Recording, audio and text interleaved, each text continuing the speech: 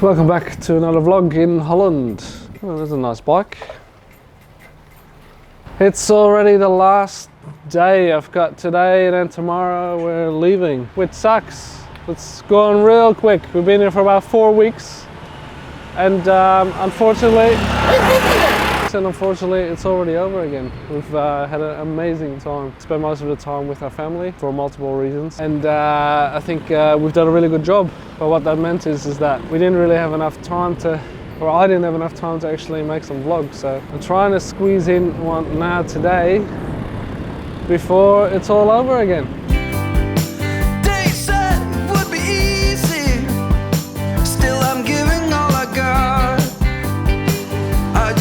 Tell you something, it must have been something I forgot.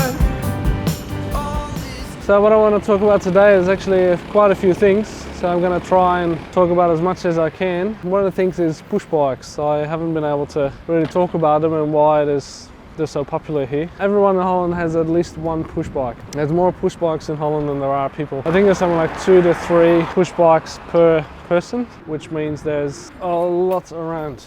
And the reason for that is that Holland is very flat, so the push bike around is really easy, where compared to Wollongong, compared to Australia, it's very different because here you can actually ride around in your suit and ride to work without sweating. So that's one reason everything is flat, so very easy to get around. The other reason is that everything is close by. You're never really traveling very far. Like when I was growing up, for me riding on a bike for 15 minutes was a very long time. You can imagine what it's like now in the car 15 minutes is a short drive. It's a completely different mindset. It was never enough, so please slow down. I'm just trying. Yeah, so push bikes are here pretty much your main form of transport, so it's going from A to B all the time. The types of push bikes you can see here, there's heaps of them around. It's just endless. Like you can see them all the way along the houses everywhere. You know, they're everywhere. And so over the years, when I grew up, there were, you know, a certain amount of types of push bikes and that was about it. But these days, some bikes have become a bit of a luxury item. So you can get electric bikes now, for example, which a lot of people seem to use, mainly elderly people, but also the people that don't really need them yet, but they're just lazy, which I can sort of get. You know, if you're lazy, then yeah, fair enough, but it doesn't really help with your health, because I think because people are on the bikes all the time, that's part of the reason why the Dutch are pretty skinny. Because everywhere they go, I don't know where I'm going by the way, I've never been here before. Because everywhere you go by bike, so you're always exercising in a way. Even though it's not very strenuous, it always keeps your body moving, so it's a really good thing to have. And not just with the bike, but also walking around, for example.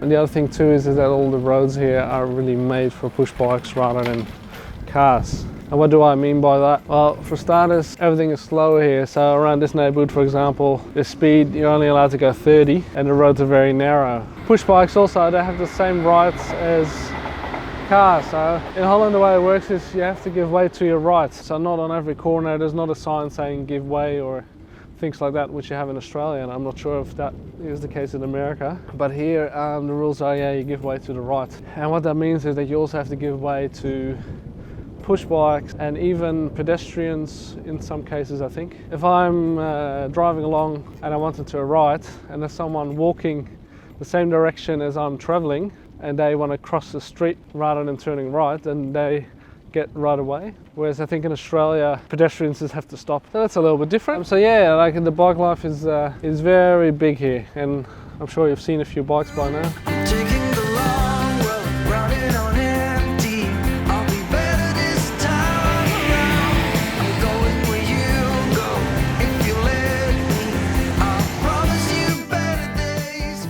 And the other cool thing is like the types of bicycles they have here now is very different to when I grew up. So for one, the electric bikes, they're still up and coming, I think, but especially I've noticed in the last few years, they've become a lot more popular. Let's go to a little bit of nature. I think from memory is a little bit on the left. Let's go check that out. So yeah, the main ones are you've got male and female bikes. Male bikes, they have a bar in the middle.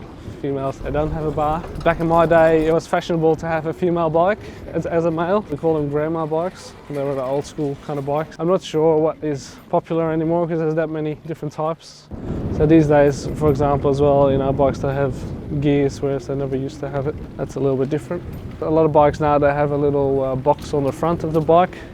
Makes it easier to carry stuff. Back then, they were never really used, maybe not even trades, just people that, you know, own a shop and need to move some stuff over. And then we've got the whole other bike, which is a buckfiets. Now the buckfiets used to be a tricycle, so you had one wheel at the back, two at the front, and a big tray to put stuff in. Now back then that used to be just like for people that had a shop. A lot of them used to actually be motorized, whereas now there's all sorts of buckfietser, or a class as buckfietser. And you can even have a buckfiets. There's only two tires, two wheels. I've gone the wrong way. So the wheels, yeah, so you got ones that are two wheel based as well. And I'll show you a few clips so you get a good idea of what they're like. Look, maybe I can go down here. Not sure if you're allowed to go here. Bike, there we go.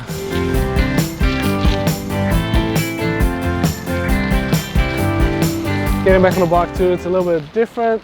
Have to get used to it again. And you're using all these muscles that I haven't used in forever. So it's funny to realise, you know, you've got muscles that you didn't know you have. On the bridge.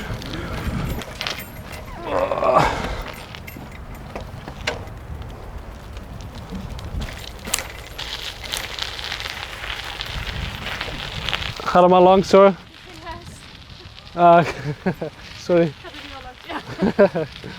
Yeah, so this is a quite nice area. A little bit of nature, and a few bridges that I don't really remember, so I actually got to make up some speed to get up on. Yeah, so heaps of bikes, this is the way of life, you know, you get from A to B on your bike. In general, you know, it doesn't take a lot of effort, so it's not like you're tired or it's been a big exercise training event. So it's really nice. And of course, no footprint. And over the years, it's definitely changed a lot. Like these days, they actually have little scooters as well that are becoming really popular. So they're sort of like Vespas. So you see them a lot. They have speed limits, so you can only go 25 k's an hour. And I don't think you need a license for them. Or that's the trick for them anyway. I might turn around here, or should I go a little bit further? Tough choices. Maybe I'll go this way. There's more bridges there. Seen quite a few push bikes as well that are catered for people that have disabilities.